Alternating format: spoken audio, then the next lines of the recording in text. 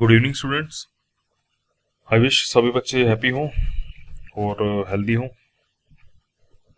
सबकी बहुत अच्छे से पढ़ाई चल रही होगी आई होप। तो लास्ट लेक्चर में हमने सेक्स लिंक्ड इनहेरिटेंस का टॉपिक स्टार्ट किया था and today we will start with the examples. उससे पहले हम लेते हैं क्विक रिवीजन।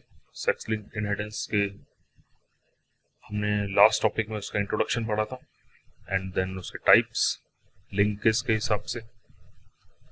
तो इंट्रोडक्शन में हमने पढ़ा कि वो जीन्स जो सेक्स क्रोमोसोम्स पे प्रेजेंट हैं those are known as sex linked genes and वो जो पैटर्न फॉलो करते हैं इनहेरिटेंस का that is known as sex linked inheritance. And ये पैटर्न ऑफ इनहेरिटेंस पूरी तरह से फॉलो नहीं करता किसको, मेंडेलियन लॉज को, मेंडेलियन नॉर्म्स ऑफ इनहेरिटेंस को। सो उसके हमने फिर टाइप्स पढ़े कि कुछ जीन्स ऐसे होते हैं जो सिर्फ non homologous part x chromosome के प्रेजेंट तो दोज आर एक्स लिंक्ड, ऐसे वाई लिंक्ड, और ऐसे फिर हमने केस पढ़ा एक्स वाई लिंक्ड का। एंड वाई लिंक्ड वालों के लिए स्पेशल टर्म थी होलेंटिक जीन्स। फिर हमने कुछ प्रॉपर्टीज पढ़ी जैसे हेमिजाइगस नेचर का था, क्रिस क्रॉस इनहेरिटेंस का था, या फिर मेल कब ज्यादा अफेक्टेड रहता है, फीमेल कब ज्यादा अफेक्टेड रहता है, फ्रीक्वेंसी कब जो अफेक्ट होने की बढ़ जाती है, वो सब चीजें हमने पढ़ी। आज हम सेक्स लिंक्ड इनहेरिटेंस के एग्जांपल्स को देखेंगे।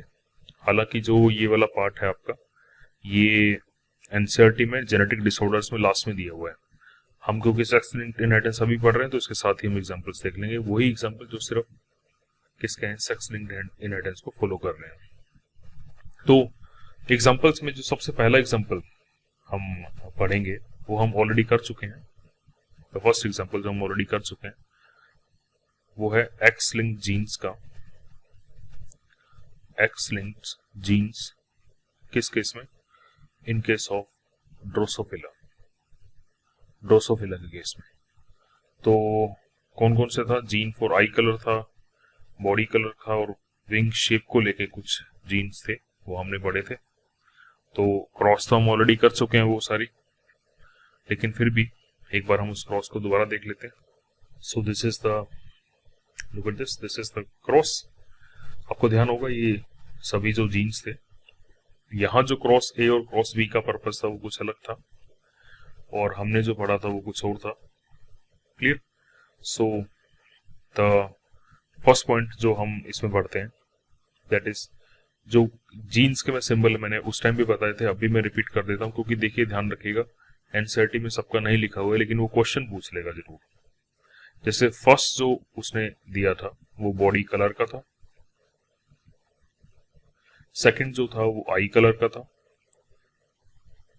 और तीसरा जो उसने पिक किया था वो विंग की शेप्स को लेके पिक किया था। तो बॉडी कलर के दो जीन थे, कौन कौन से, वन वाज येलो बॉडी। इसमें से अगर मैं वाई की बात करूं तो वाई से मतलब क्या है, म्यूटेंट, और वाई पॉजिटिव से मतलब है वाइल्ड। भी क्या रहेगा, ये वाइल्ड रहेगा, और ये किसका है, ग्रे बॉडी का। और वाई पिक किया गया किसके लिए, येलो के लिए, येलो बॉडी के लिए। This is mutant type. ये कौन सा है, म्यूटेंट टाइप। तो मैं पहले भी बता चुका हूं, पहले भी बहुत बार इस चीज को डिस्कस कर चुके हैं। जो पॉजिटिव सिंबल यूज किया जाता है वो वाइल्ड अलील के लिए यूज किया जाता है, वाइल्ड अलील जो रहता है उसके लिए यूज किया जाता है। क्लियर? सिमिलरली अगर हम बात करें किसकी, आई कलर को लेके, तो आई कलर को लेके जो जीन था, वाइल्ड अलील जो था that was for red eye, and the mutant allele that was for white eye. वो किसके लिए था, व्हाइट आई के लिए था। क्लियर? एंड सिमिलरली जो लास्ट था विंग शेप को लेके था, तो विंग शेप को लेके जो उसने जीन यूज किया था, जो सिंबल यूज किया that is M. M wild allele है, that is for normal wings, healthy wings, and M जो वाइल्ड अलील है that is for miniature size wing, जो कि फंक्शनल नहीं रहते। ये तीन थे, ये मैं फिर दोबारा तीनों बताएं क्योंकि जरूरी रहता है। यहाँ पे देखो वाइल्ड टाइप के लिए इसने कहीं मेंशन नहीं किया हुआ। तो ये क्रॉस रहेगी, और आपके पास सेक्स लिंक इनहेरिटेंस को लेके जो क्वेश्चन रह सकता है वो कुछ ऐसे रह सकता है। अगर मैं क्वेश्चन का एग्जांपल आपको दूं तो वो क्वेश्चन कुछ ऐसे रह सकता है कि फॉर एग्जांपल कि क्रॉस करवाई गई रेड आई फीमेल और उसको क्रॉस करवाया गया व्हाइट आई मेल के साथ, तो रिजल्ट XYZ क्या रहेंगे? क्वेश्चन ये नहीं रहेगा, क्वेश्चन ये रहेगा कि क्या जो रिजल्ट्स रहेंगे, जो भी आए रिजल्ट्स रहेंगे, क्या वो सिमिलर रहेंगे अगर रेसिप्रोकल क्रॉस करवाई जाए तो?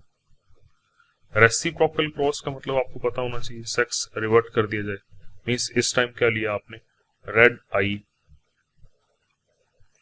मेल और क्रॉस करवाया गया उसको किसके साथ, व्हाइट आइड फीमेल के साथ। क्लियर? तो क्या रिजल्ट क्रॉस रहेंगे? आपको ध्यान है रेसिप्रोकल क्रॉस में हमने जब शुरू में टर्मिनोलॉजी पढ़ी थी, तब हमने रेसिप्रोकल क्रॉस की डेफिनेशन पढ़ी थी और उसका सिग्निफिकेंस पढ़ा था। What was the significance? यही सिग्निफिकेंस था कि सेक्स लिंक्ड है या नहीं है, इसका पता लगता है। तो क्रॉस करके देखिएगा, आपको खुद समझ में आएगा कि क्या दोनों के रिजल्ट सेम रहते हैं या अलग अलग रहते हैं। या इसमें आप जैसे यूजुअली तो क्या होता है कि जैसे हमने पाइसम स्टाइबम के केस में पढ़ा था, पी प्लांट के केस में पढ़ा था, हम हमेशा बात करते हैं कि टॉल एक जनरल एग्जांपल उठाया जाए, लेकिन कभी भी हम सेक्स मेंशन नहीं करते थे। यहां सेक्स मेंशन करना पड़ता है क्योंकि फर्क पड़ता है। कैसे पड़ता है वो आप देखिए, क्रॉस करके आपको समझ में आएगा। तो क्रॉस ऑलरेडी हमें डिस्कस कर चुके हैं, और वहां जो क्रॉस का मतलब पर्पस था वो कुछ और था, यहाँ जो क्रॉस का पर्पस था वो था स्ट्रॉन्ग एंड वीक लिंकेज को दिखाने के लिए। आप देख सकते हैं बॉडी कलर और आई कलर का जीन स्ट्रॉन्गली लिंक्ड है, और बॉडी कलर जो आपका आई कलर है, आई कलर का जीन और जो विंग का जीन है वो लूसली लिंक्ड है, जो किसके डिफाइन हो रही है, रिकॉम्बिनेंट की परसेंटेज में डिफाइन हो रही है। So this is the case. ये कौन सा एग्जांपल है? क्योंकि आज हम एग्जांपल्स ही पढ़ रहे हैं। एक्स लिंक्ड जीन्स का जो एग्जांपल है उसके एग्जांपल हमने ये एग्जांपल्स पढ़े। कौन कौन से थे?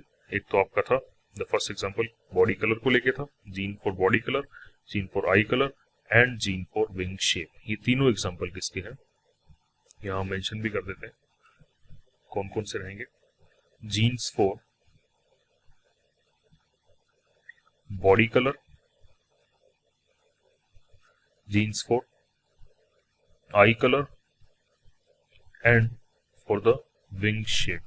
विंग्स की शेप के लिए जो जीन्स प्रेजेंट है वो एक्स लिंक्ड जीन्स है।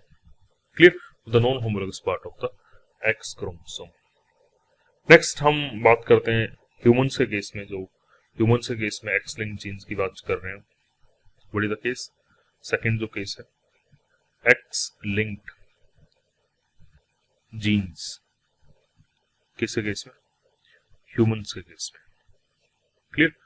तो एक्स लिंक्ड जीन्स के केस में जो ह्यूमंस में जो सबसे पहला एग्जांपल आता है, या जो हम एग्जांपल डिस्कस करेंगे वो करेंगे हम एग्जांपल्स एक बार हम लिख लेते हैं, क्योंकि उनमें से कुछ ही एग्जांपल हम डिटेल में डिस्कस करेंगे जो एनसीईआरटी में दिया हुआ है। सबसे पहला जो हम एग्जांपल डिस्कस करेंगे that is of colour blindness. Clear? और ये सब हम कौन से देखने वाले हैं? जो रिसेसिव फॉर्म में है, एक्स लिंक्ड जीन्स है, और जो किस फॉर्म में मिलेंगे आपको? रिसेसिव फॉर्म में। एनसीईआरटी में भी रिसेसिव फॉर्म का एग्जांपल दिया हुआ है। दूसरा, इसके बाद जो हम एग्जांपल डिस्कस करेंगे that is of haemophilia, bleeders disease, इसकी हम बात करेंगे। इसके अलावा जो एग्जांपल बच जाते हैं ये तो हम दो डिटेल में डिस्कस करेंगे। The one is favism. Favism is glucose 6 phosphate dehydrogenase enzyme deficiency, and this is a X-linked recessive disorder which is responsible for hemolytic anemia. It is responsible for hemolytic anemia on the consumption of Vicia fabia beans. ध्यान, conditional लिथलिज्म का case भी पढ़ा था हमने। इसके अलावा भी कुछ एग्जांपल्स हैं, जैसे उस केस में हमें मेंशन करना पड़ता है कि एक्स लिंक्ड मायोपिया या फिर एक्स लिंक्ड नाइट ब्लाइंडनेस। तो आपने जो इनके रीजंस पढ़े हैं वो जेनेटिक नहीं पढ़े, आपने इनके रीजंस नॉन जेनेटिक्स पढ़े हैं, ऑटोसोमल्स हो सकते हैं या फिर नॉन जेनेटिक रीजंस पढ़े हैं। लेकिन एक्स लिंक के केस भी हैं। ये मैं इसलिए यहां बता रहा हूं क्योंकि बहुत बार क्या होता है क्वेश्चन कुछ ऐसे डिजाइन हो जाता है, वो आपको ऑप्शन दे देगा 4 और आपको बताना होगा कि कौन सा एक्स लिंक नहीं है, कौन सा एक्स लिंक नहीं है। उसमें वो मायोपिया और नाइट ब्लाइंडनेस का कुछ एग्जांपल दे देगा और हम मायोपिया और नाइट ब्लाइंडनेस को मतलब देखते टिक करते हैं कि ये तो है ही नहीं एक्स लिंक्ड, लेकिन इनके भी जेनेटिक डिसऑर्डर्स रहते हैं जो एक्स लिंक्ड जीन, मतलब इन डिसीजेस के लिए भी, इन डिसऑर्डर्स के लिए भी कई बार जीन्स जो होते हैं वो एक्स क्रोमोसोम के ऊपर प्रेजेंट जीन इनके लिए रिस्पॉन्सिबल होते हैं। इसलिए ये एग्जांपल्स यहाँ पे मैंने मेंशन किए हैं कि ये जो 3 एग्जांपल है ध्यान रखिएगा। फेविसम का एग्जांपल जो है ग्लूकोज 6 फॉस्फेट डिहाइड्रोजिनेज की डेफिशिएंसी का, एक्स लिंक्ड मायोपिया और एक्स लिंक्ड नाइट ब्लाइंडनेस का जो केस है, तो इन सब केसेस को ध्यान रखिएगा। हम बात करते हैं हमारे सबसे पहली क्रॉस से हम स्टार्ट करते हैं, पहले डिसऑर्डर से हम स्टार्ट करते हैं, दैट इज कलर ब्लाइंडनेस। क्या आपका colour blindness. So what is colour blindness? It is the condition in which there is decreased ability to recognize colors or decreased ability to differentiate colors। दो colours के बीच में differentiate करना थोड़ा मुश्किल हो जाता है। कंप्लीट कलर ब्लाइंडनेस में तो कलर दिखते ही नहीं है। जो हम जिसकी बात करेंगे वो तो क्या है कि कुछ कलर्स में आप डिफ्रेंशिएट नहीं कर सकते। Clear? So that's why it is also known as colour vision deficiency. इसलिए इस प्रॉब्लम को कलर विजन डेफिशिएंसी का भी नाम दे दिया जाता है। क्लियर? और एक्चुअली हो क्या रहा है, हो ये रहा है कि there is a dominant gene X linked, there is a gene इसकी dominant form present on X chromosome is responsible for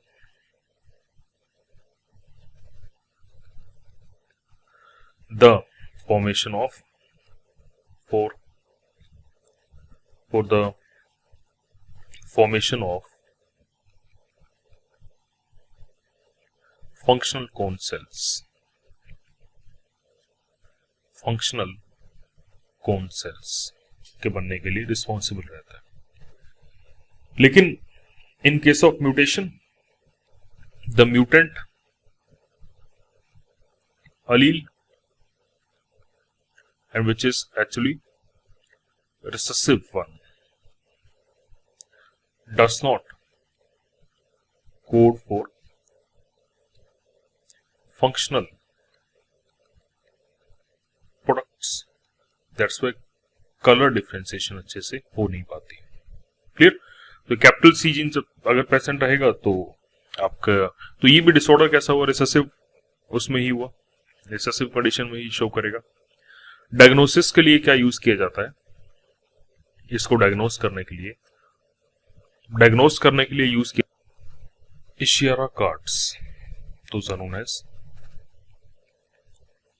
इशियारा lab test या इशियारा कलर टेस्ट उसको बोल दिया था, और उसके लिए इशियारा कार्ड्स यूज किए जाते हैं। Clear? So look at this, ऐसे कार्ड्स रहते हैं जिनके ऊपर ऐसे डॉट्स रहती हैं अलग अलग कलर्स की, तो आप डायग्राम देख सकते हैं, उन कार्ड्स के ऊपर ऐसे डॉट्स रहती हैं। तो अगर आपको इसमें 74 नजर आ रहा है तो इट मीन्स आपको कलर ब्लाइंडनेस है, और अगर आपको 21 नजर आ रहा है तो इसका मतलब कलर ब्लाइंडनेस नहीं है आपको। क्लियर? तो ऐसे कार्ड्स होते हैं जो कलर ब्लाइंडनेस को डायग्नोस करने में यूज किए जाते हैं। So these are known as Ishihara cards.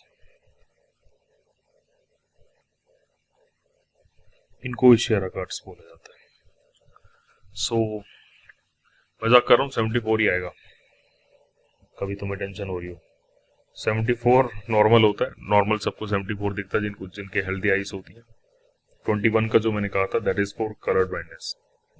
कईयों की सांसें रुक गई होंगी कि मुझे कलर ब्लाइंडनेस है, कलर ब्लाइंडनेस है। एक्चुअली इस डिसीज की एक इंटरेस्टिंग पॉइंट क्या है कि बहुत से ऐसे केसेस रहे हैं जिसमें पेशेंट को बहुत लेट लाइफ तक नहीं पता लगता कि उसको ये प्रॉब्लम है। लाइक जॉन डाल्टन का नाम आपने सुना होगा। जॉन डाल्टन को कलर ब्लाइंडनेस थी और बहुत टाइम तक वो यही सोचता रहा था कि उसके आईज में कोई कलर्ड फ्लूइड है जिसकी वजह से उसको प्रॉब्लम है। First scientific actually paper colour blindness पे इसी ने दिया था। ऐसी एक साइंटिस्ट नहीं था, बर्नार्ड शॉ, एक बहुत फेमस प्ले राइटर था। वो प्लेज जो रहते हैं, ड्रामाज रहते हैं, इनका राइटर था, बहुत बड़ा आयरिश राइटर था। इसको सबसे पहले अपने 60th बर्थडे, 60 साल का हो गया तब पहली बार इसको पता लगा था कि इसे कलर ब्लाइंडनेस है और इसको येलो और ग्रीन के बीच में प्रॉब्लम थी। और ये शायद टाई लेने गया था एक, और तब इसकी सेक्रेटरी ने बताया कि आप ये गलत लेके आए हो। इसने कहा नहीं, मैं सही मैच करवा के लेके आया हूँ। तो ये बस ऐसे काफी केसेस रहते हैं। सो इट इज नॉर्मल कि कलर ब्लाइंडनेस है तो नहीं पता लगता। सो क्योंकि आप यूजुअली तो आप ऐसा तो नहीं करते होगे कि आपको कोई कलर दिखा और आप साथ वाले को पूछ रहे हो कि तेरे को पिंक ही दिख रही है। That's why this is the problem. So normal है, 74 नॉर्मल है, फिर बोल रहा हूँ 74 नॉर्मल है एंड 21 जो है वो अब नॉर्मल कंडीशन। हाँ, किसी को 21 दिख रहा है तो वो सीरियसली प्रॉब्लम है भाई, वो अपना चेक करवा लो जाके। डायग्नोसिस विद द इशारा कार्ड्स, इसकी जो डायग्नोसिस की जाती है वो इशारा कार्ड्स के बेसिस पे की जाती है। नेक्स्ट है कि इसको ऑन द बेसिस ऑफ, क्योंकि इसके जो सेल्स इन्वॉल्व रहते हैं, और ट्राइक्रोमेटिक थ्योरी है जो हमारे विजन्स को डिस्क्राइब करती है, 3 टाइप के कोन्स को डिस्क्राइब करती है। उसी बेसिस पे हम ब्लाइंडनेस को भी 3 पार्ट्स में डिवाइड करते हैं, क्योंकि कौन सेल्स किस हिसाब से अफेक्टेड रहते हैं, क्योंकि हम दो पढ़ेंगे जो मेजर फॉर्म है। अकॉर्डिंग टू ट्राइक्रोमेटिक थ्योरी, ये थ्योरी किसके लिए थी? फॉर कलर्ड विजन, हमें जो कलर्ड विजन रहता है उसके लिए थ्योरी आई थी। तो इसको हम डिस्क्राइब नहीं करेंगे, हमारे सिलेबस का पार्ट नहीं है। There are 3 types of cone cells. There are 3 types of cone cells. Clear? So accordingly हम डिफरेंट टाइप की जो टाइप्स पढ़ते हैं कलर ब्लाइंडनेस के, वो भी इसके अकॉर्डिंगली हम पढ़ते हैं। इसमें जो सबसे पहला टाइप आता है, the first type is Newton type. First type को बोला जाता है न्यूटन टाइप, या इसको बोला जाता है ड्यूटेरोनोपिया टाइप।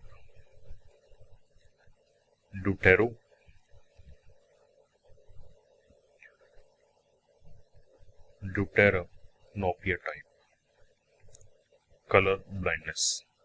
क्लियर? सो इसमें जो पिगमेंट लैक करता है, कौन सा पिगमेंट लैक करता है? It is due to the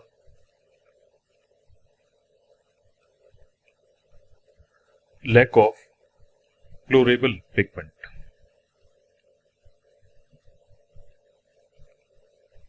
in cone cells।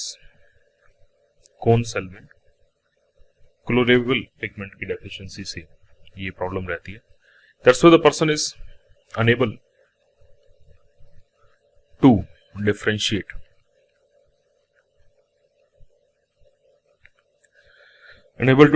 the green color। Green colour को वो डिफरेंशिएट नहीं कर पाता। तो ये जो टाइप रहती है, दूसरा हम पढ़ेंगे जिसमें रेड कलर को डिफरेंशिएट नहीं कर पाता, ये वाली ज्यादा कॉमन टाइप है। It is more common. जितने भी टाइप्स मिलते हैं उसमें ये जो टाइप है, it is more common type. और ये डाटा ध्यान रखिएगा, एनसीईआरटी का डाटा है, 8% मेल एंड 0.4% फीमेल्स में ये मिलता है। मेल्स में क्यों ज्यादा मिलता है ये तो हम पहले भी डिस्कस कर चुके हैं कि जो एक्स लिंक रिसेसिव होते हैं मेल्स में ज्यादा एक्सप्रेस होंगे। ये हम कल ही लास्ट लेक्चर में हमने डिस्कस किया था। So it was the more common type, ये डाटा इंपॉर्टेंट है। And also this was the first, यही टाइप पहले रिकॉग्नाइज हुई थी। इसी को पहले रिकॉग्नाइज किया गया था। Clear? So what is deutan type? Deutan type में क्लोरेबल पिगमेंट कौन सेल में नहीं बन पाता, जिसकी वजह से ग्रीन कलर को डिफरेंशिएट करना मुश्किल हो जाता है, and it is the more common type. Clear? Now the second is, ये आपका रहा न्यूटन टाइप। जो सेकंड टाइप आती है दैट इज प्रोटन टाइप। जो दूसरी टाइप है that is protan type, also known as protanopia type. Protanopia type, ठीक है। इसमें एक पॉइंट लिख लीजिएगा, मैं वर्बली बता चुका हूं आपको, फिर भी एक पॉइंट उसको लिख लीजिएगा कि इसको डाल्टन्स डिसीज भी बोलते हैं, क्योंकि ये डाल्टन में को भी था, जॉन डाल्टन को, साइंटिस्ट के नाम के बेसिस पे। तो it is also known as protanopia type. इसको प्रोटोनोपिया टाइप बोला जाता है। It is less common case, इसके केस ज्यादा कॉमन नहीं मिलते। और कौन सा पिगमेंट लैक करता है? Lack of erythrolabe pigment. Erythrolabe pigment के लैक से ये प्रॉब्लम रहती है। इसी वजह से होता क्या है, it is unable to differentiate, discriminate the red colour. Red colour को डिफरेंशिएट करना थोड़ा सा मुश्किल हो जाता है इस केस में। तो इसके अगर परसेंटेज की बात करें तो 2% मेल में ये कंडीशन मिलेगी, और फीमेल में तो बहुत ही कम चांसेस है, क्योंकि मेल में जब इतने केसेस हैं तो फीमेल में तो बहुत कम केसेस रहते हैं। It is 4 out of 10,000 cases in case of female के चांसेस रहते हैं। क्लियर? सो इसके अलावा भी टाइप रहते हैं, लेकिन हम मेन यही 2 टाइप डिस्कस करेंगे। ड्यूटन टाइप है, ड्यूटन टाइप जिसमें ग्रीन कलर को डिफरेंशिएट नहीं किया जाता, प्रोटन टाइप जिसमें आपका रेड कलर को डिफरेंशिएट नहीं किया जाता। तो इसके अलावा जो टाइप्स हैं उनको मैं जैसे नाम, एक एग्जांपल है ट्राइटनोपिया टाइप। ट्राइटनोपिया टाइप में क्या रहती है? Series blue yellow colour blindness. ये क्या है आपकी? ब्लू येलो कलर ब्लाइंडनेस है। It is a autosomal disorder. जैसा कि मैंने कहा कि जरूरी नहीं है कि सभी केसेस एलोसोमल हो, सेक्स लिंक हो। ये वाला जो जैसे केस है ये कैसा है? ये ऑटोसोमल डिसऑर्डर है। क्लियर? तो इसके अलावा भी जो बाकी टाइप्स मिलती हैं, जैसे कंप्लीट जो आपका कलर ब्लाइंडनेस है, उसके कई रीजंस हो सकते हैं। वो सभी रीजंस अलग अलग केसेस की वजह से हो सकते हैं। हमारे पास जो मेन क्वेश्चन रहते हैं वो किसको लेके रहते हैं? प्रोटन एंड ड्यूटन टाइप को रहते हैं। और एनसीईआरटी में तो ये भी डिफरेंशिएशन नहीं किया हुआ। एक बार इसे क्रॉस को भी देख लेते हैं। दिस इज द केस, आप देख सकते हैं क्रॉस अनअफेक्टेड फादर है। जीन्स का, हाँ एक और चीज ध्यान रखिएगा, जब भी जीन को मेंशन किया जाता है, क्योंकि बच्चे बहुत गलती करते हैं इस चीज में। कलर ब्लाइंडनेस के केस में जो जीन रहेगा या कोई भी, एक और पॉइंट ध्यान रखिए, एक्स लिंक्ड में, एक पॉइंट बोल रहा हूं, इसको बहुत ध्यान से सुनेगा। एक्स लिंक जीन के केस में उसको रिप्रेजेंट कैसे किया जाता है? एक्स के ऊपर शो किया जाता है। This is the dominant form, मैंने डी उठाया डोमिनेंट रिप्रेजेंट करने के लिए, and this is the recessive form. ये आपकी क्या है? Recessive form. और जब भी रिसेसिव, लेट्स सपोज कई बार क्या होता है कि डोमिनेंट को रिप्रेजेंट नहीं किया जाता कि डोमिनेंट है, सिर्फ रिसेसिव शो करना है, क्योंकि हमें डिसऑर्डर सिर्फ इसकी वजह से, तो सिर्फ इसी को शो करना होता है। तो उस केस में सिर्फ यही लिख दिया जाता है। पॉइंट समझ में आ रहा है मेरा? लेकिन रिसेसिव वाला जो है वो हमेशा बाद में रहेगा, ये ध्यान रखिएगा। आप ये कंडीशन नहीं लिख सकते, बहुत बार ऐसा हो जाता है, लेकिन वो गलत होती है, ध्यान रखिएगा। ये जो कंडीशन है गलत है condition. So in case of colour blindness, gene कौन सा है? सी, जैसा मैंने बताया था।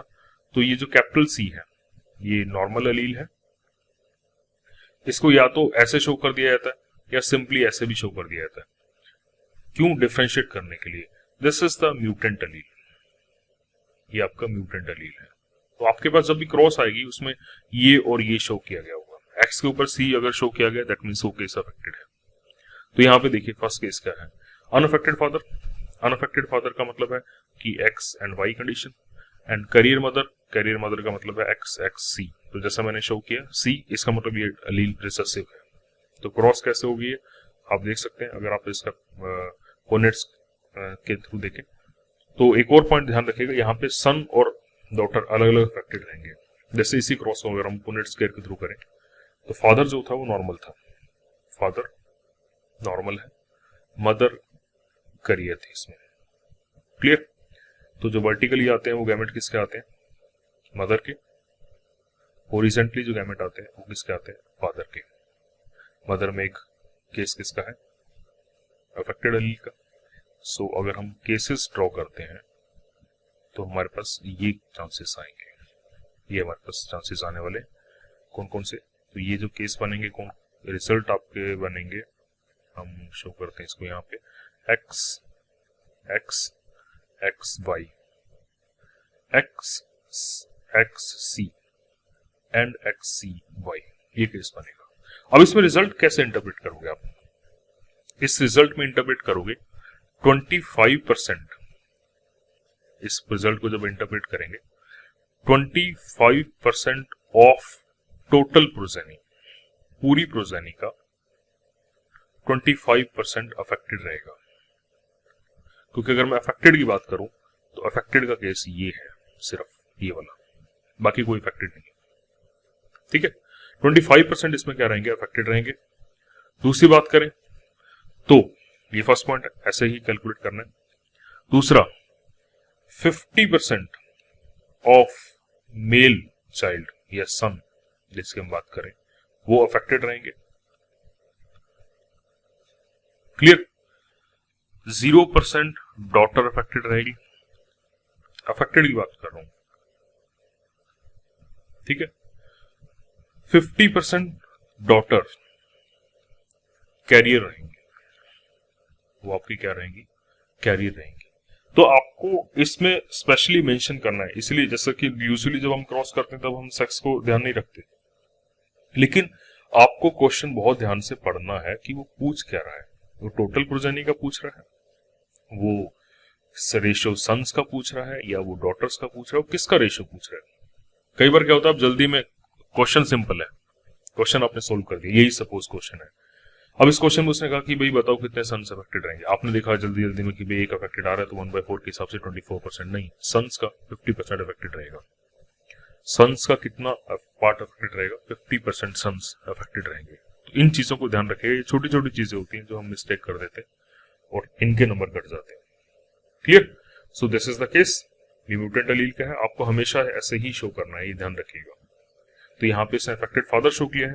अफेक्टेड फादर के केस में जो जीनोटाइप रहेगा वो ये रहेगा, अनअफेक्टेड मदर के केस में जीनोटाइप ये रहेगा।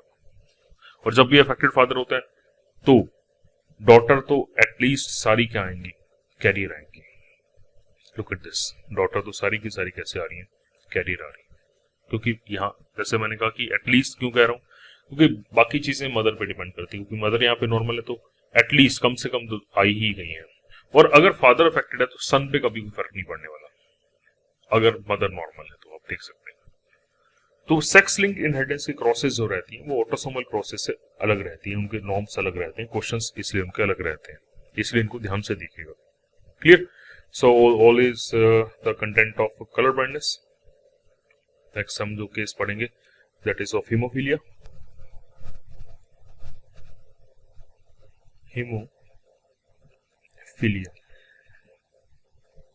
सो ये भी बहुत इंपॉर्टेंट है क्योंकि एनसीईआरटी का एग्जांपल है ये। तो first point, this disease is also known as bleeders disease, also known as bleeder's disease, and हो क्या रहा है? There is it is again due to a recessive allele,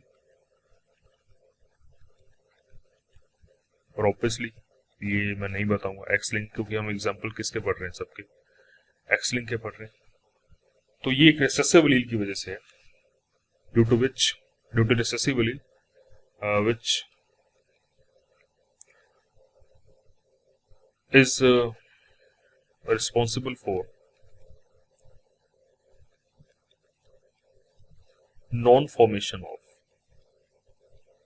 formation नहीं कह रहा हूं, non-formation of thromboplastin which is required for blood clotting, thromboplastin की requirement किस लिए रहती है? Blood clotting. और क्योंकि ब्लड क्लोटिंग नहीं, थ्रोम्बोप्लास्टिन एब्सेंट है, therefore due to deficiency of thromboplastin,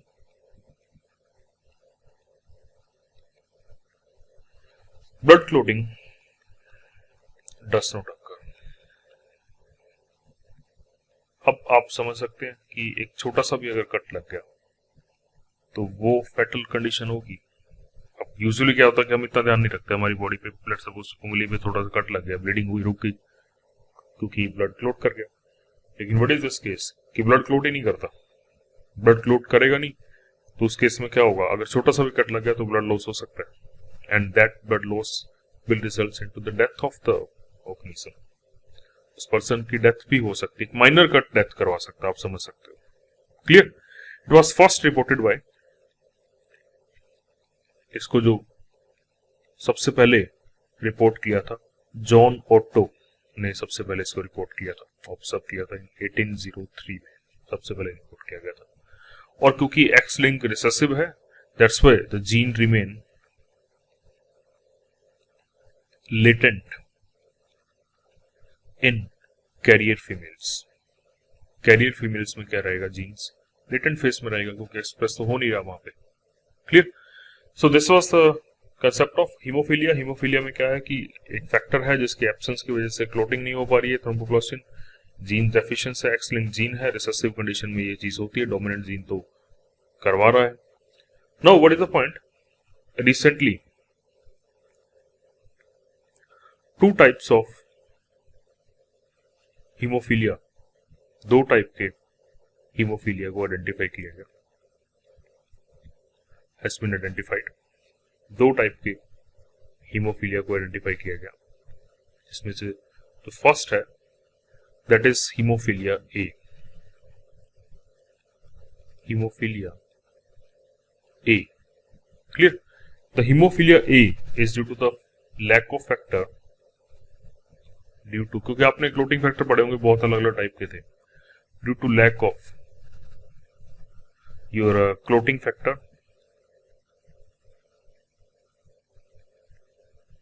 eighth clotting factor.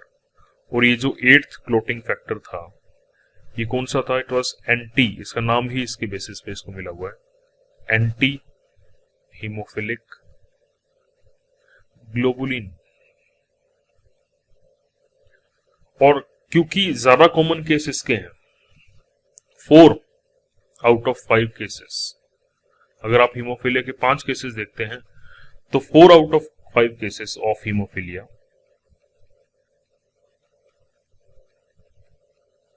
और ऑफ दिस टाइप, इस टाइप के वो हीमोफीलिया ए टाइप के।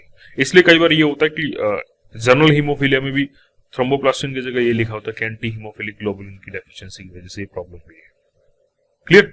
And the second is haemophilia B. तो सेकंड है that is haemophilia B. Hemophilia B is due to the lack of factor 9. Lack of factor 9. Factor 9 का नाम आपको ध्यान होगा, क्रिसमस फैक्टर बोलते हैं इसको। सो इसलिए factor 9 is known as Christmas factor. That's why इस डिसीज को भी क्या बोला जाता है? So is also known as haemophilia B, is also known as, इसको भी क्रिसमस डिसीज बोल दिया जाता है। क्रिसमस डिसीज इसको नाम दे दिया जाता है। So it is a milder form, ये उसके कंपेरेटिवली थोड़ी सी माइल्डर फॉर्म है। क्लियर? सो दो अलग अलग जीन्स रिस्पॉन्सिबल हैं, दो अलग अलग हीमोफीलिया के टाइप के लिए, haemophilia A, haemophilia B. 2 separate genes are therefore responsible, 2 separate genes. और वो किस क्रोमोसोम पे प्रेजेंट है? आर रिस्पॉन्सिबल, एक्स क्रोमोसोम पे प्रेजेंट है। और एक्स क्रोमोसोम पे भी ये जो जीन्स हैं, they are 40 map unit apart, एक दूसरे के बीच में जो डिस्टेंस रहता है that is 40 map units apart. दोनों ही किस क्रोमोसोम पे प्रेजेंट है? योर एक्स क्रोमोसोम पे ये प्रेजेंट है। क्लियर? सो अगर हम इसके एग्जाम्पल की बात करें, बहुत फेमस एग्जाम्पल है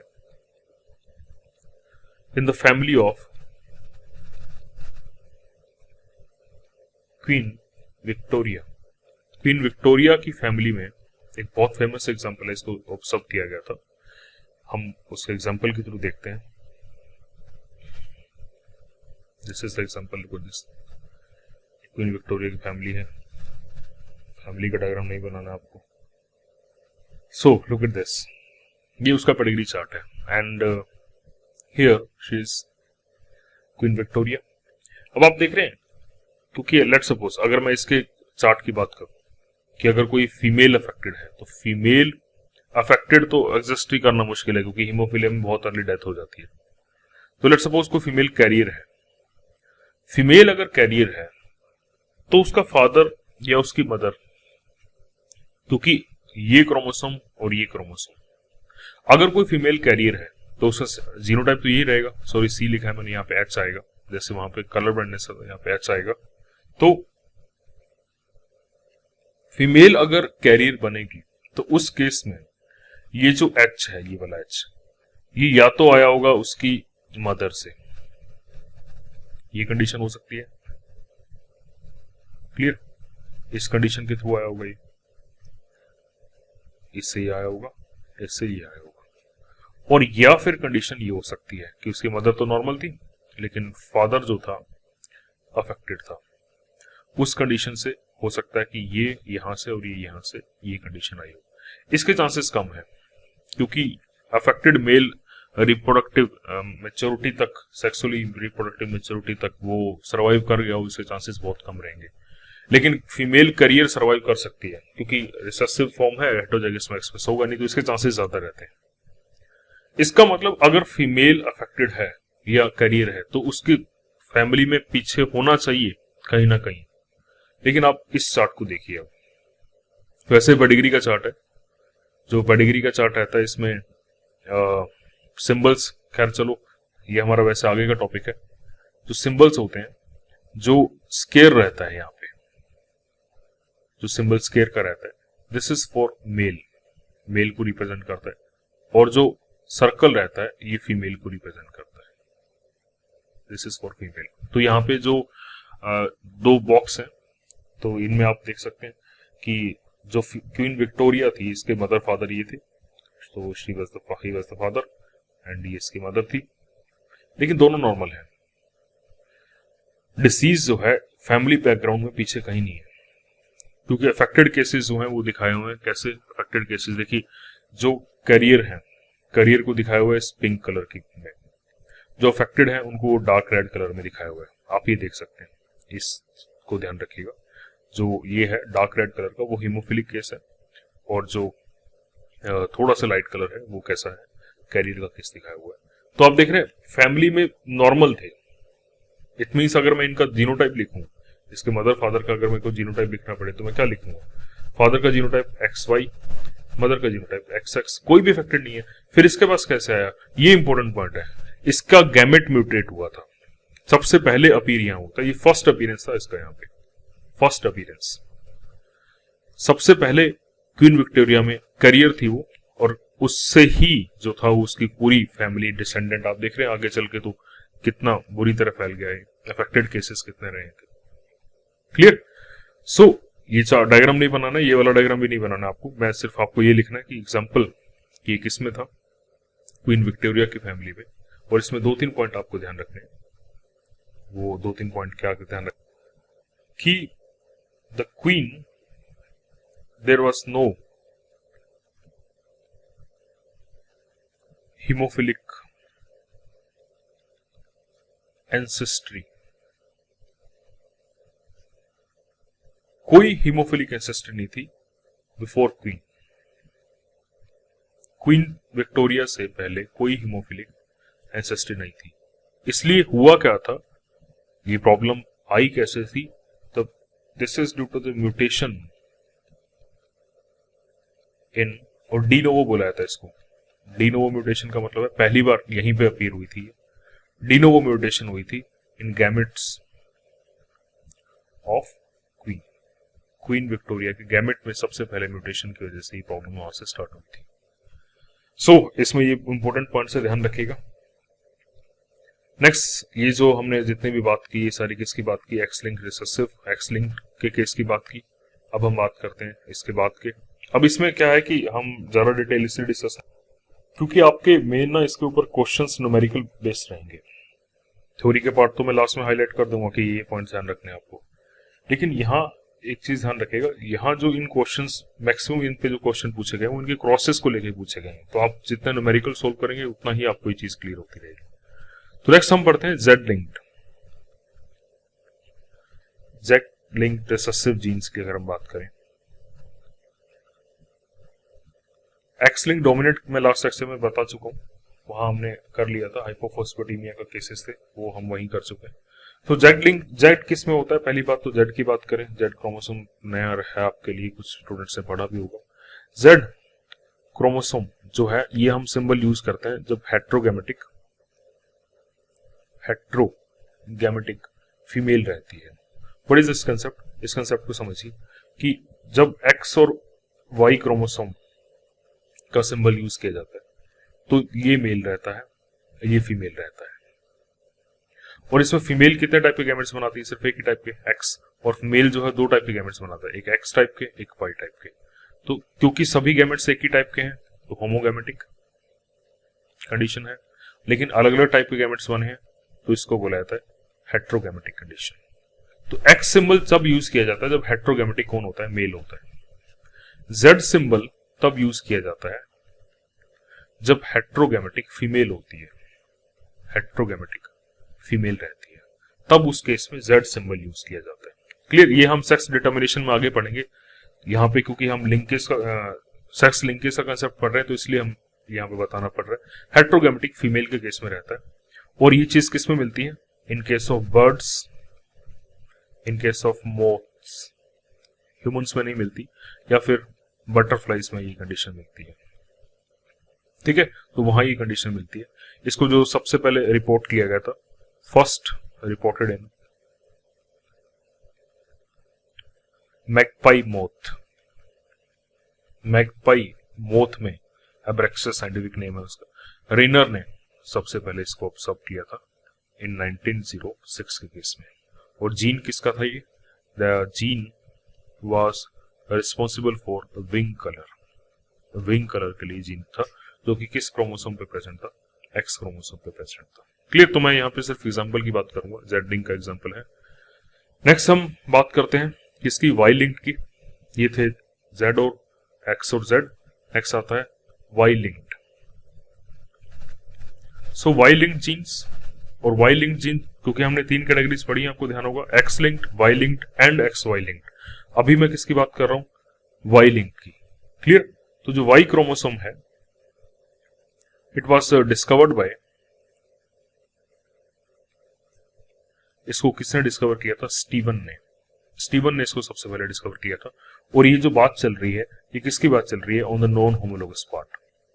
ये खैर हम लास्ट लेक्चर में भी पढ़ चुके हैं कि वाई के नॉन होमोलोगस पार्ट पे ये जीन प्रेजेंट है। क्लियर, और क्योंकि वाई पे है सो इनका inheritance exclusively from male to male. क्यों, क्योंकि फीमेल के पास वाई क्रोमोसोम होता ही नहीं, इसलिए इनका इनहेरिटेंस हमेशा कहां से कहां होगा, exclusively from female male to male. Examples ध्यान रखिएगा, एग्जाम्पल्स इंपॉर्टेंट है। तो सबसे इंपॉर्टेंट एग्जाम्पल है वो है हाइपरट्राइकोसिस का, और सब के सब मेल के केस में मिलेंगे। हाइपरट्राइकोसिस, हाइपरट्राइकोसिस का मतलब होता है excess hair on pinna, pinna के ऊपर आप देख रहे हैं कुछ मेल्स के केस में मिलेगा, ईयर्स लॉब के ऊपर, पिन्ना के ऊपर हेयर की ग्रोथ एक्सेस हो जाती है, दैट इज नोन एज हाइपरट्राइकोसिस। ये इंपॉर्टेंट एग्जांपल है, ये वाला जो एग्जांपल है। इसके अलावा जो एग्जांपल है, for example web toes, web toes का जो एग्जांपल है वो भी एक्स लिंक्ड है। एंड हिस्टोकम्पैटिबिलिटी के जो जीन्स हैं, हिस्टोकम्पैटिबिलिटी, ये जो वर्ड है ये अभी आप पढ़ोगे ह्यूमन हेल्थ में, what is histo tissue matching में ये यूज होता है। ऐसे स्पर्मेटोजेनेसिस के जो जीन्स रहते हैं, स्पर्मेटोजेनेसिस के, लाइक टेस्टिस डिटरमाइनिंग फैक्टर जो है वो इसमें रहेगा। इसके अलावा डिसीज का अगर हम बात करें, पोर्कुपाइन स्किन का जो जीन रहता है वो इक्थियोसिस बोला जाता है इसको, इक्थियोसिस। वो भी किस पे प्रेजेंट है, एक्स क्रोमोसोम पे प्रेजेंट है। इस केस में क्या होता है, हाइपर केराटोसिस हो जाती है, केराटिन की डेवलपमेंट बहुत ज्यादा हो जाती है, केराटिन की डेवलपमेंट स्किन में बहुत ज्यादा हो जाती है, हाइपर केराटोसिस। तो ये सारे एग्जांपल्स किसके हैं, all these are holandric genes. ये सारे के सारे कौन से हैं, क्योंकि एक्स लिंक जीन जो थे वो कौन से थे, sorry Y link, holandric, completely male, holandric genes हैं, all these are holandric genes. Clear? तो this is Y link genes and the last is X Y link genes, जो X और वाई के ऑटोसोमल रीजन्स पे present है। X Y link genes का जो inheritance है, so these are present on the, अगर हम इनकी बात करें, present on homologous part of X and Y chromosome के होमोलोगस पार्ट पे प्रेजेंट है। क्लियर? सो इनका सेग्रीगेशन ऑटोसोमल ही रहेगा, ऑटोसोमल तरीके से रहेगा। कोई बात है, एग्जांपल्स इंपॉर्टेंट है। एग्जांपल्स की मैं बात करूं तो इसमें जो एग्जांपल्स हैं, जैसे जो अभी हमने पढ़ा था कलर ब्लाइंडनेस, वो अलग था, लेकिन जो टोटल कलर ब्लाइंडनेस है उसका जीन जो रहता है वो आपका कैसा रहेगा, that is X Y link gene. Clear? इसके अलावा है जीरो डर्मा पिगमेंटोसम, ये डिसीज जो है स्किन से रिलेटेड है, जीरो डर्मा पिगमेंटोसम। इसके अलावा है एपिडर्मोलाइसिस बुलोसा। ये सारे के सारे कौन से हैं, ये स्किन के डिसीज हैं, सारे के सारे ह्यूमंस में मिलते हैं, ह्यूमंस में मिलने वाले स्किन के डिसीज हैं। क्लियर? इसके अलावा है एक और डिसीज भी है, रेटिनाइटिस पिगमेंटोसम। रेटिनाइटिस पिगमेंटोसम है, या फिर नेफ्राइटिस है, इन्फ्लामेशन ऑफ नेफ्रॉन, नेफ्राइटिस है। ये सारे एग्जांपल किसके हैं, एक्स वाई लिंक जीन्स के एग्जांपल्स हैं। क्लियर? सो ये इंपॉर्टेंट एग्जांपल्स थे। इनमें से कुछ example x linked, sex link lethal के भी हैं, जैसे जो हीमोफीलिया का केस था, ये जो केस है ये सेक्स लिंक लीथल है। क्यों है वो आप समझ ही चुके होंगे, this is sex linked lethal, ये लीथल में भी आ जाता है क्योंकि डेथ कॉज करवा रही है। सो ये जो कॉम्बिनेशन है ये लीथल है। All these are the types of examples of sex linked inheritance. ये सारे के सारे आज का हमारा टॉपिक था। एक लास्ट में छोटा सा टॉपिक हो रहा है, उसको और देख लीजिए, हम वाइंड अप करते हैं फिर टॉपिक को। इसमें जो फर्स्ट है that is sex influenced genes, और जो सेकंड कैटेगरी यहां पे रहती है sex limited genes. Clear? So first is sex influence gene. First point इसमें लिखिएगा, एक डेफिनेशन पार्ट है और काफी बार इसके ऊपर क्वेश्चन आया हुआ है। These are autosomal. First point, जो पॉइंट लिखवा रहा हूं उनको ध्यान दीजिएगा। सेक्स इन्फ्लुएंस जीन जो रहते हैं ये कैसे रहते हैं, ऑटोसोमल रहते हैं। सेक्स लिमिटेड जीन्स भी कैसे रहते हैं, ऑटोसोमल रहते हैं। Both are autosomal. क्या मतलब है, इसका मतलब है कि ये नाम में तो आ रहा है कि ये सेक्स इन्फ्लुएंस हैं और या सेक्स लिमिटेड हैं, लेकिन इनके जो जीन्स हैं वो सेक्स क्रोमोसोम पे प्रेजेंट नहीं है। इनके जो जीन्स हैं they are autosomal, means present on autosomes, sex chromosome से प्रेजेंट है दोनों के केसेस में, दोनों के केसेस में। फिर वो कह रहा है सेक्स इन्फ्लुएंस के केस में ध्यान से देखिए क्या है, द डोमिनेंस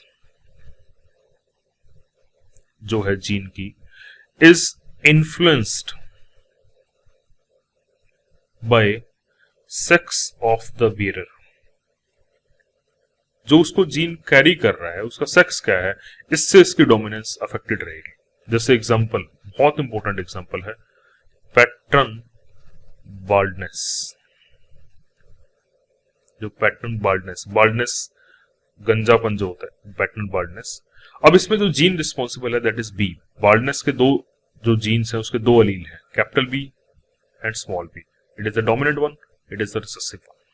अब देखिए, इसको ध्यान से देखिए, कॉम्बिनेशन क्या हो सकते हैं? कॉम्बिनेशन हो सकता है capital B, capital B, capital B, small B, small B, small B, ये हो सकता है। अब मैं अगर बात करूं मेल की, तो मेल कैपिटल बी बाल्ड मिलेगा आपको, capital B small B dominant है, बाल्ड मिलेगा आपको। लेकिन small B it will be non bald case. Point समझ में आ रहा है? वहीं अगर मैं फीमेल की बात करूं, यहां अगर मैं फीमेल की बात करूं, तो capital B it will be bald, लेकिन capital B small B it will be non bald. ये कंडीशन बाल्ड नहीं मिलेगी, और ये कंडीशन तो मिलेगी ही नहीं। तो अब आप इसको देख पा रहे हैं, ये जो कंडीशन है ये वाली, इस कंडीशन में जो जीनोटाइप है, जीनोटाइप उसकी डोमिनेंसी कौन डिसाइड कर रहा है? अगर वो मेल के अंदर है तो डोमिनेंसी एक्सप्रेस हो रही है, अगर वो फीमेल के अंदर है तो डोमिनेंसी एक्सप्रेस नहीं हो रही। ऐसे जीन्स जिनकी डोमिनेंसी को इन्फ्लुएंस करता है sex of the bearer, that is known as sex influence gene. क्या बोला था उसको? Sex influence gene. क्लियर? और अब सेक्स लिमिटेड की बात करते हैं।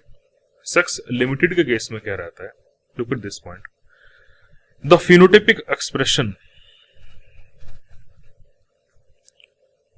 phenotypic expression is controlled by sex hormones। phenotypic expression जो होगा उसे कौन कंट्रोल करेगा? सेक्स हार्मोन्स कंट्रोल करेंगे। इसलिए limited to one sex only, limited to one sex only, इसलिए सेक्स लिमिटेड है। क्योंकि सेक्स हार्मोन की अगर हम बात करें तो male sex hormone testosterone male में ज्यादा एक्सप्रेस होगा, फीमेल सेक्स हार्मोन फीमेल में एक्सप्रेस होगा। इसलिए these are limited, normally these are limited to your one sex only. इस एग्जांपल्स को ध्यान रखिएगा, क्योंकि फिर बोल रहा हूं एग्जांपल्स के ऊपर क्वेश्चंस बहुत रहते होते हैं। एग्जांपल में जैसे मुस्टेच है, क्लियर, या फिर बियर्ड है, किसमें? मेल में हार्मोन अफेक्टेड रहती है। ऐसी जो ब्रेस्ट की डेवलपमेंट रहती है फीमेल के अंदर, वो हार्मोन के अंडर इन्फ्लुएंस रहेगा, या फिर उनमें मिल्क सिक्रेशन जो रहती है।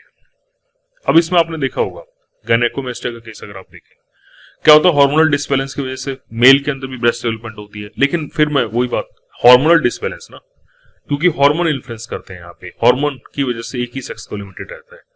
So that's why these are your sex limited genes. ये आपके क्या रहेंगे? सेक्स लिमिटेड जीन्स रहेंगे। और एक बात यहाँ पे इंपॉर्टेंट ध्यान देने वाली है, क्योंकि इसमें हार्मोन्स इफेक्ट कर रहे हैं, क्योंकि इसमें क्या हो रहा है? हार्मोन्स इफेक्ट कर रहे हैं, तो अफेक्ट जो रहेगा दैट इज टुवर्ड्स मैच्योरिटी। क्योंकि ये चीजें जो मिल्क सिक्रीशन है, ब्रेस्ट फॉर्मेशन है, डेवलपमेंट है, मोस्टेज है, बर्ड है, ये क्योंकि मैच्योरिटी के बाद आती है, इसलिए ये कैरेक्टर्स जो हैं ये मैच्योरिटी के साथ एक्सप्रेस होते हैं। सो इन दोनों में डिफरेंस ध्यान रखिएगा। सो ये आज का हमारा टॉपिक था। एक बार हम क्विक रिवीजन लेते हैं, फिर चैप्टर बाइंड अप करते हैं। सो आज हमने एग्जांपल्स किए हैं किसके? सेक्स लिंक इनहेरिटेंस के। तो एक्स लिंक का केस हम पढ़ चुके हैं ऑलरेडी। एक्स लिंक रिसेसिव में एग्जांपल्स ध्यान रखिएगा। ये दो एग्जांपल जो हैं ये एनसीईआरटी के इसलिए इंपॉर्टेंट है, बाकी जो केसेस हैं वो आउट ऑफ द एनसीईआरटी है। देन कलर ब्लाइंडनेस हमने पढ़ा, जो एनसीईआरटी के पॉइंट्स है वो ध्यान रखिएगा इसमें। क्लियर? रिसेसिव डिसऑर्डर है, ये ध्यान रखिएगा, mutant allele recessive. It is also known as Dalton disease और इशियारा कार्ड्स रिस्पॉन्सिबल रहते हैं। ड्यूटन टाइप जो एनसीईआरटी में दिया हुआ है उसमें टाइप नहीं बताया हुआ है, एनसीईआरटी में ये डाटा दिया हुआ है, ये वाला, और एनसीईआरटी में जिसको डिस्क्राइब किया हुआ है वो ये ड्यूटन टाइप की है, क्योंकि उसमें परसेंटेज दी हुई है, यही कॉमन टाइप की है। क्लियर? हीमोफीलिया, ब्रीडर्स डिसीज, इसके ऊपर क्वेश्चन आता है, again it is recessive allele की वजह से है, and deficiency of clotting factor की वजह से ये प्रॉब्लम हो रही है। दो टाइप की है, इसके ऊपर क्वेश्चन आ जाता होता है, किसकी डेफिशिएंसी की वजह से हो रही है, कॉमन टाइप भी यही है। और फिर इसका एग्जांपल जो है, और इस एग्जांपल में भी ध्यान रखिएगा डी नोवो म्यूटेशन है, पहली बार यही हुई थी म्यूटेशन, इससे पहले एंसेस्ट्रल हिस्ट्री में नहीं थी ये। क्लियर। वायलिन के केस में जो इंपॉर्टेंट एग्जांपल है दैट इज हाइपरट्राइकोसिस, और इसका नाम जो है हॉलैंडिक जीन्स जो है। एक्स वायलिन के केस में ध्यान रखिएगा, जैसे फॉर एग्जांपल टोटर कलर ब्लाइंडनेस का केस है, या जीरोडर्मा पिगमेंटोसम का केस है। ठीक है। सेक्स इन्फ्लुएंस और सेक्स, ये दोनों ही इंपॉर्टेंट है, इनके ऊपर क्वेश्चंस आज आए हुए हैं और काफी बार पूछा हुआ है, जैसे पैटर्न बार्डनेस को लेके है या फिर इन एग्जांपल्स को लेके है, वेस्ट फॉर्मेशन हो गया, waste straight formation. So these are the topic, आज के हमारे टॉपिक थे ये। In the next lecture we will start with sex determination. इस लेक्चर को ध्यान से पढ़िएगा और हम मिलते हैं नेक्स्ट लेक्चर में। तब तक अपना ध्यान रखिए, घर पे रहिए और सेफ रहिए।